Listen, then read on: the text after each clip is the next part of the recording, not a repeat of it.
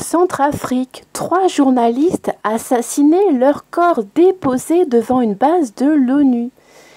Alors, ça se passe assez régulièrement, des assassinats de journalistes, mais là, c'est vraiment pour appuyer la position concernant le fait que être journaliste, c'est très très dangereux, pas seulement en France et en Union européenne, mais vraiment à l'échelle mondiale, c'est très très dangereux. Il y en a qui tous les jours risquent leur vie pour nous transmettre les informations, pour qu'on puisse savoir plus ou moins ce qui se passe, et notamment dans les zones en guerre ou dans les zones très instables, comme en Centrafrique. Une équipe de tournage composée de 3 journalistes russes a été tuée en Centrafrique au cours d'un vol, selon la police locale. D'après leurs confrères, ils étaient en train de tourner un documentaire sur des mercenaires dans ce pays. Ouh là là, c'est peut-être un thème trop dangereux.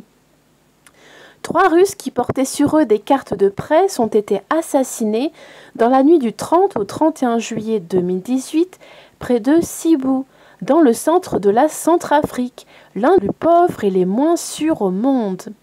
Selon les informations recueillies par l'AFP, leurs corps ont été retrouvés à 23 km de Sibou. Les 3 ressortissants russes ont été assassinés par des hommes armés non identifiés, a déclaré à l'AFP une source judiciaire précisant qu'ils auraient été tués à un barrage dressé sur une route. Les 3 hommes seraient le réalisateur Alexandre Rastorgouyev, le caméraman Kirill Radchenko et le journaliste Orkan Djemal. Ce dernier étant un correspondant de guerre renommé qui avait notamment exercé en Syrie. Des membres du corps diplomatique russe sont en route pour procéder à l'identification formelle des victimes. D'après la police centrafricaine citée par l'agence de presse russe Interfax, le mobile serait un vol, soi-disant. Selon un journaliste qui serait un ami proche d'Orkan Djemal, celui-ci était en train d'enquêter sur le groupe Wagner, une société militaire privée russe.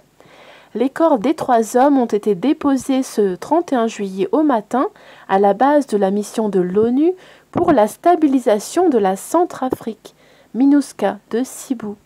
Leur chauffeur est porté disparu. Il rentrait de Kaga-Bandoro, nord du pays, par la route, a précisé une source religieuse de Sibou.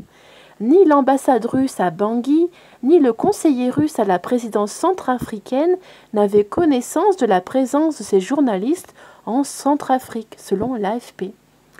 À demain.